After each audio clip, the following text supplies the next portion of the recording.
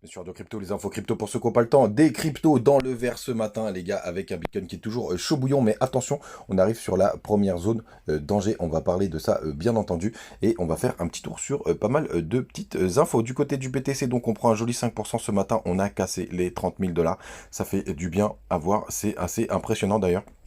Puisque niveau temporalité, c'est un peu bizarre hein, ce qu'on est en train de vivre. On est encore au mois de juin, mais il va falloir quand même se méfier de l'été du côté de l'Ethereum qui rebondit plus fort ce matin, enfin qui part plus fort, on est à 5,5%. BNB qui est complètement à la traîne. Un peu pénible celui-là malheureusement puisque j'ai pris un trade dessus. Je suis un peu déçu par sa performance. On a quand même ADA qui pousse 7,7%, CryptoClebar 6,5%, Matic 7,4% en très grande forme, pareil pour LTC 7%, et on a même Shiba qui pousse un joli 8,7%. Bref, c'est toujours très très beau ce matin. Et Bitcoin Cash les gars qui pousse 20,5%. Et Bitcoin Cash, faut pas oublier que c'est quand même un survivant de tous les bull markets, de tous les bear markets. Il est encore là et ça reste une des solutions les plus évidentes tout simplement par sa longévité. Et ce matin, il nous fait quelque chose de très très joli. Les gars, du côté, tout d'abord, je voulais vous montrer ça sur Binance parce que ça m'a quand même marqué. Alors voilà, on arrive sur zone danger, hein, vous le voyez, donc on a touché 30 800 du côté de Binance contre les USDT, et on avait eu un top à 31 000 depuis le début de ce bull run, en tout cas de ce bull run de cette année 2023 qui nous a fait quand même des belles performances, hein, puisqu'on est, ça y est, on est retourné quasiment à x2 pour BTC. Ce que je voulais vous montrer, c'est surtout regarder sur Binance, ça c'est tous les volumes qu'il y a eu sur le petit bull run de début d'année, et regardez là, il y a zéro volume sur Binance, je crois qu'ils sont quand même un petit peu dans la tourmente, ou alors ils montent sur les volumes, mais ça me paraîtrait un petit peu bizarre.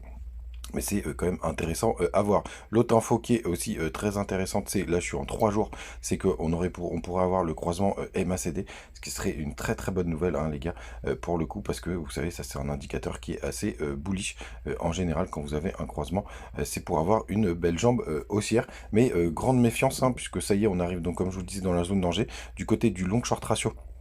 Il va falloir faire aussi attention puisque ça y est, hop, on va voir un petit peu ce matin, on a toujours une majorité de personnes qui sont en short, mais ça commence à se rééquilibrer un petit peu, on est à 54%. On a eu pas mal de fermetures de short là sur le pump qui nous a amené vers les 30, vers les 31 000 $. Vous voyez juste ici, vous avez une grosse chute de l'open interest, c'est-à-dire qu'on a quand même liquidé pas mal de shorters. Donc on arrive quand même sur une zone de consolidation, et on le voit d'ailleurs sur les spots, ça commence à se calmer. Vous voyez, on a une stabilité des achats, donc on pousse un petit peu moins fort. Donc les gars, faites très attention, surtout si vous faites un peu si vous avez pris des positions. Et je vous laisse d'ailleurs du côté de TikTok. Et on voit du côté donc par exemple sur les fundings sont très positifs, donc ça veut dire qu'on paye pour être en long, les gars. Enfin bref, on est sur une zone qui est clairement une zone où on pourrait avoir un petit retracement, voire tout simplement, ça y est, avoir connu le top local. Il faut quand même en avoir conscience, les gars. Là, je suis en weekly et on a atteint même la target de ce falling wedge. Donc, pour l'instant, vous voyez, on est sur un double top. On a même un range, on peut même passer en daily pour que ce soit encore plus lisible. On est quand même sur un range.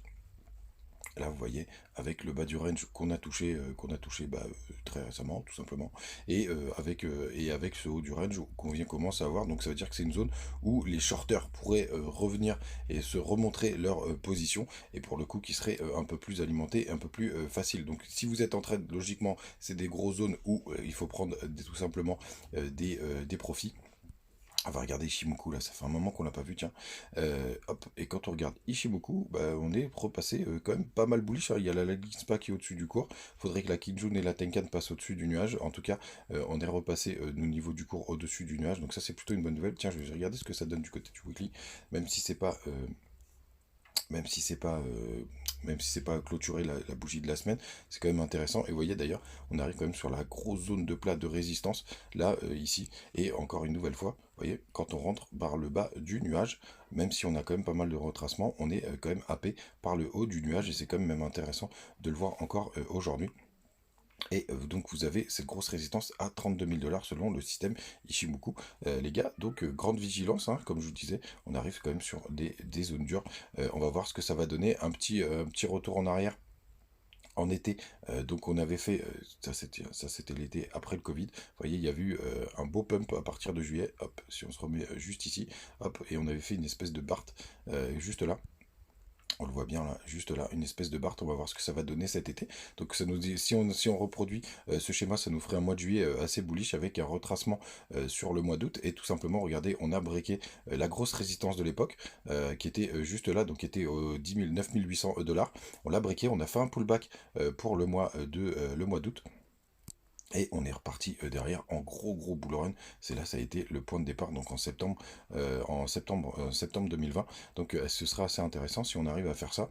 Alors vis-à-vis du halving, c'est à peu près dans les clous, mais il va falloir quand même se méfier. Et par contre, ce que je voulais vous montrer aussi, c'est que pareil, en 2019, on avait fait un top qui était monté jusqu'à peu près jusqu'à 14 000 $, mais c'était des mèches en weekly. Et après, on a refait un top un peu plus tard. Donc là, on serait plus dans ce scénario. On est remonté jusqu'aux 12 300 $. Et derrière, ça a formé un énorme M où on a eu ce retracement qui était un peu plus important jusqu'au 0,38,2, mais possiblement c'est quelque chose qu'on a déjà fait. Donc tout ça pour dire les gars, en résumé, attention, hein, on arrive quand même sur des zones importantes, donc faites vraiment attention à vous, et puis on va voir comment se clôture ce mois de juin. Du côté du dollar, parce que c'est toujours intéressant de voir où est-ce qu'il en est celui-là, on est toujours sur ce pullback, donc on a une grosse zone d'indécision, on sait pas, enfin il faudrait vraiment qu'on vienne casser les 100 points, pour l'instant c'est pas le cas, il faut quand même pas mal le surveiller.